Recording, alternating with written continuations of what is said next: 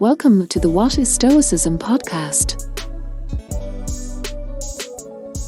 For this episode of the podcast, I thought it might be good to give you an idea of the sort of content I provide every weekday for subscribers of my micro morning meditations. The micro morning meditations are basically 3-part Stoic morning routines that only take 10 minutes to complete, and the intention is that you can use them to make Stoicism a daily habit in a manageable way with a little progress each day. If you'd like to try the full micro morning meditation experience after listening to this example, you can get 10 editions in a completely free email series at whatisstoicism.com/10 days. That's 10 the number, so whatisstoicism.com/10 days. This won't solely be a description, by the way, so even if you aren't interested in subscribing, you'll still get Stoic value from the content in today's episode. So with that being said, the example meditation I've chosen for today is titled, "This is the Best Seasoning for Life." Now, the theme of each day's meditation varies, but this particular one just happens to be on the Stoic virtue of moderation. Part 1 of each meditation is what I call a morning contemplation. It's essentially a short Stoic lesson of 300 to 400 words that's provided in both text and audio form. The morning contemplation for the edition titled "This is the Best Seasoning for Life" goes as follows. Good morning. While indulgence in excess can be one of the most disruptive paths to take in life, we often don't realise we're doing it until it's too late. One way we allow it to creep in is when reality doesn't end up meeting our expectations. This can lead to some paradoxical sounding sets of circumstances. For example, we expect to possess our possessions, but in reality, they end up possessing us. We expect to be the masters of our wealth, but in reality, we end up as slaves to it. We expect that fulfilling our desires will satisfy us, but in reality, we learn only to desire more. Excess is admitted entry to our lives then, when we adopt the misguided notion that just a little bit more will solve the problem. A few more possessions and I will own everything I ever wanted. A bit more money and I will be wealthy. A little more and I will have enough. But without some sense of moderation, the feeling of having enough rarely arrives. The Stoic philosopher Seneca counselled his friend Lucilius not to make such excuses as follows to postpone his pursuit of philosophical study, and in place of the word philosophy below, we can just as easily use life. Quote, "I have not yet enough. When I have gained the desired amount, then I shall devote myself wholly to philosophy." End quote. The warning against this line of thinking is as useful for non-philosophers as it is for philosophers.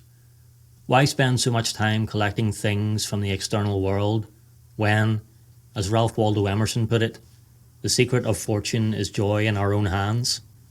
Why aim for an arbitrary desired amount when there's an abundance of good within? Why postpone living for things that won't deeply impact our experience or improve our character? So how does moderation help here? Well, here are a few lessons, if you'll excuse the pun. The more you derive happiness from within, the less susceptible you are to disruption than if your happiness relies on external factors like possessions and wealth. The more content you are with less, and the more you value what you have, the less dependent you are on acquiring more. The more you value things outside your control, the less control you have in life, as fate may decide to relieve you of those things at any moment. From the ancient Stoics' perspective, moderation meant harmony and good discipline in the soul, concerning the desires and pleasures that normally occur in it. It was a key component to living a good life. In his work De Finibus, the Roman philosopher Cicero relays Socrates' assertion that hunger is the best seasoning for meat and thirst for drink. In a similar way, perhaps it's moderation that enhances our enjoyment of the pleasures life has to offer, while protecting us from the emptiness and regret of excess. So that concludes the morning contemplation for this edition. To really try to reinforce the message behind it and provoke further thinking as to how it can apply to your life, Part 2 of each micro morning meditation is literally a very short morning meditation, giving you an opportunity to sit down in a safe, comfortable spot, close your eyes, and take a few minutes to yourself to meditate on the theme of the contemplation.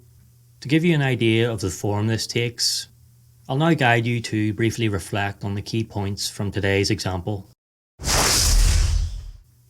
Find a safe, comfortable spot where you can sit down and focus for a few moments. Close your eyes and remember that this time is just for you. A short pause to digest this morning's contemplation so that you can take the Stoic lesson into your day.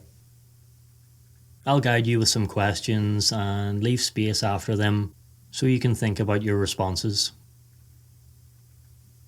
Reflect on a recent experience in your life where you pursued something excessively, believing it would bring you happiness or satisfaction.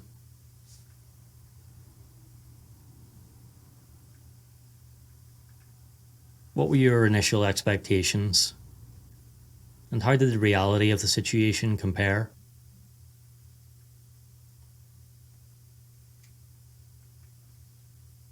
How did this experience make you feel? And what insights can you draw from it regarding the concept of moderation in your life?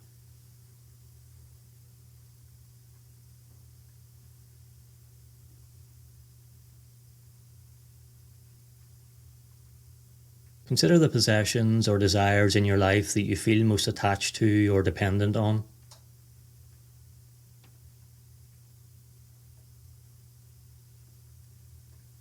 How do these external factors influence your overall sense of happiness and well-being?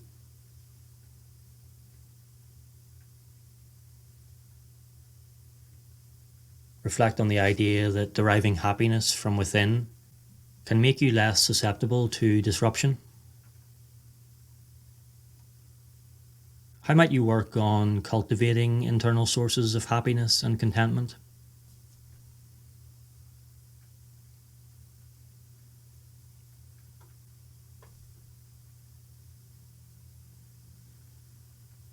Think about areas in your life where you tend to seek just a little bit more to solve perceived problems or fulfill desires. How has this mindset affected your overall sense of satisfaction and fulfillment?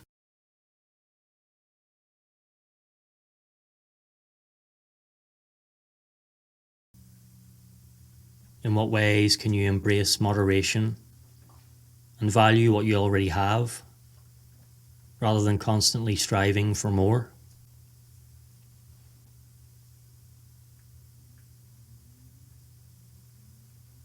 What steps can you take to find harmony and good discipline in your desires and pleasures, as advocated by the Stoics?